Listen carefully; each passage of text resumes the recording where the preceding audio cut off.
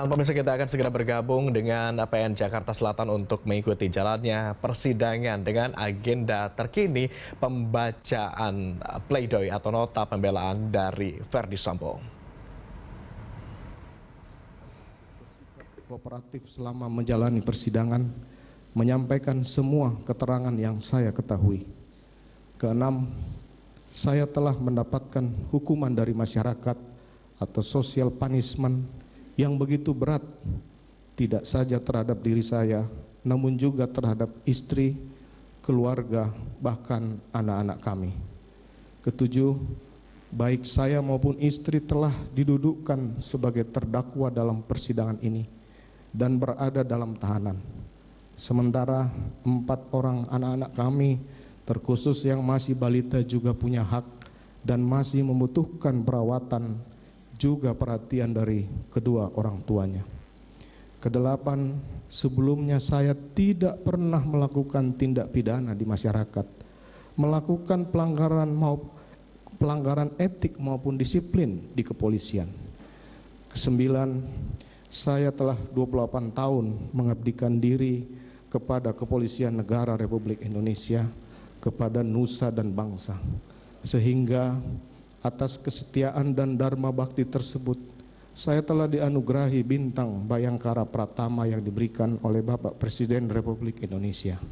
Saya juga telah mendapatkan penghargaan tertinggi dari Polri berupa 6 Pin Emas Kapolri atas pengungkapan berbagai kasus penting di kepolisian, antara lain pengungkapan kasus narkoba jaringan internasional dengan penyitaan barang bukti 4 ton 212 kg sabu, pengungkapan kasus Joko Chandra, pengungkapan kasus tindak pidana perdagangan orang yang menyelamatkan pekerja migran Indonesia di luar negeri, dan banyak pengungkapan. Setidaknya sampai tayangan barusan kita mendengar ada 7 poin yang disampaikan dalam persidangan PN Jakarta Selatan terkait pledoi yang dibacakan oleh Verdi Sambo. Baik Kuat Ma'ruf maupun Riki Rizal, pemirsa, sebelumnya keduanya ini membantah terlibat dalam perencanaan pembunuhan Brigadir Joshua. Bagaimana kemudian kira-kira hakim akan melihat nota pembelaan ini? Untuk membahasnya kami telah terhubung dengan mantan hakim Pak Marwarar Siahaan. Selamat sore Pak Marwarar. Selamat sore.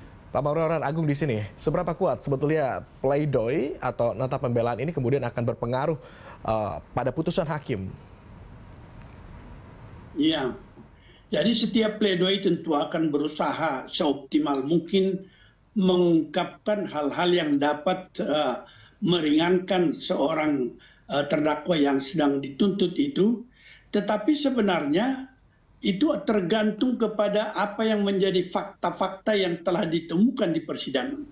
Kalau misalnya seluruh pledoi itu mengungkapkan hal-hal yang dinyatakan misalnya oleh seorang terdakwa tadi tidak ikut di dalam perencanaan, maka itu adalah merupakan suatu alat untuk menunjukkan kepada hakim, tetapi merupakan ungkapan saja yang harus didukung oleh alat-alat bukti yang selama persidangan ketika adanya pertautan antara saksi satu dengan yang lain dan alat bukti yang lain, tentu hakim akan mempertimbangkan dan menguji setiap keterangan itu satu sama lain untuk menentukan ukuran berdasarkan hukum mana yang diterima sebagai sah menjadi bukti yang menunjukkan keterlibatan seseorang.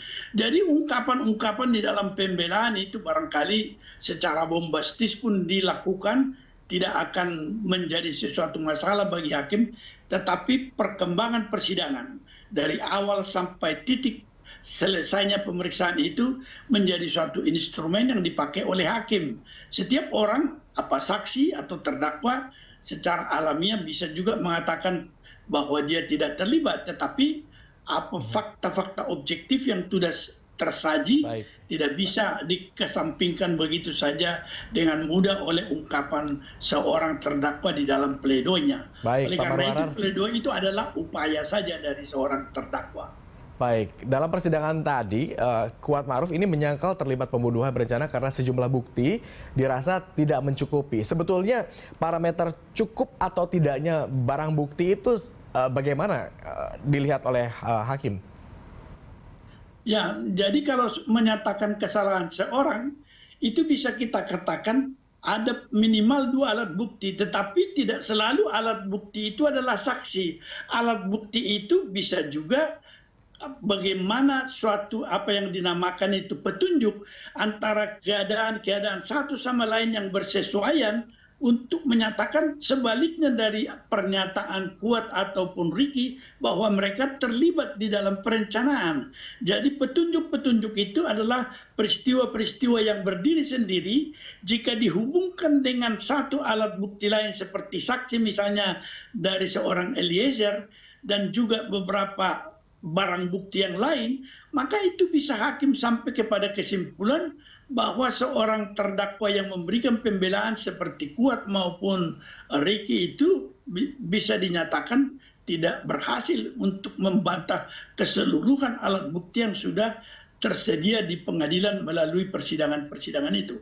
Oleh karena itu ya pada akhirnya nanti bagaimana caranya hakim melihat itu dengan menghubungkan keterangan saksi, alat bukti lain yang juga bisa terlihat satu sama lain nanti akan menunjukkan betulkah baik itu dievaluasi secara logis misalnya seorang Ricky yang berada di satu tempat yang mendapat perintah dari terdakwa dan apa perintahnya itu dalam kenyataan nanti dikaitkan dengan bagaimana suatu pemikiran yang dilakukan secara tenang ikut mendukung, ikut di dalam rapat atau pembicaraan, tentu itu merupakan fakta-fakta nanti yang akan didudukan oleh hakim secara proporsional dalam melihat benarkah timbul suatu keyakinan. Kalau kita katakan misalnya hakim mencapai dengan alat bukti itu mencapai suatu keyakinan, kalau dalam sistem di Amerika dikatakan beyond reasonable doubt, tidak ada keraguan sama sekali, tetapi dengan dukungan alat bukti itu, pledoi daripada mereka tentu saja bisa dikesampingkan. Baik, Pak Marwarar, kalau kita telisik begitu breakdown satu persatu dalam persidangan tadi selain Kuat Ma'ruf juga ada Ricky Rizal yang juga dalam nota pembelaannya Ricky Rizal ini mengaku ditekan oleh Ferdy Sambo untuk mempertahankan skenario bohong tembak-menembak Brigadir J. Seperti kita ketahui di awal memang ada skenario tembak-menembak begitu kan ya Pak Marwarar ya. Dan ini Ricky Rizal mengaku ditekan. Tetapi apakah mungkin kemudian pledoi terdakwa satu, misal ini adalah Ricky Rizal begitu, kemudian bisa mempengaruhi putusan pada terdakwa lainnya, dalam hal ini Ferdy Sambo? Ya kalau di dalam teori bisa saja, artinya bahwa hakim melihat itu sebagai satu keterangan yang bisa dihubungkan dengan alat-alat bukti saksi yang di dalam perkara Sambo misalnya. Tetapi tentunya itu tergantung kepada hakim dalam melihatnya bagaimana. Dan saya seperti saya kemukakan tadi itu adalah alamiah bahwa seorang terdakwa itu akan membantah keikutsertaan mereka. Adalah alamiah juga untuk mengungkapkan pembelaan bahwa dia berada di dalam tekanan dan lain sebagainya. Tetapi apakah satu tekanan itu tidak bisa dilepaskan dirinya dari tekanan dan secara proporsional bisa membebaskan dia, itu tentu dari kita lihat juga dari sisi posisi yang logis dari seorang terdakwa seperti itu, apakah mereka tidak bisa mengelakkan untuk berada di tempat itu pada waktu itu ketika ada suatu rencana bahwa akan ada suatu tindak pidana yang boleh dikatakan semua orang menganggap itu juga sesuatu kekejaman secara kemanusiaan. Saya kira posisi dan pemikiran yang tenang seperti itu pada Ricky maupun Kuat Ma'ruf tentu bisa menentukan suatu sikap untuk bisa keluar dari keadaan itu. Dan menurut saya ada kesempatan untuk itu, tetapi mereka tidak melakukan. Baik, Pak Marwarar, terima kasih atas dialog sore hari ini dan kesediaan Anda untuk bergabung bersama kami di Berita Satu Sore. Kita akan lihat juga bersama-sama bagaimana kemudian kelanjutan sidang Ferdy Sambo CS ini. Selamat sore, Pak Marwarar. Selamat sore, selamat sore. Dan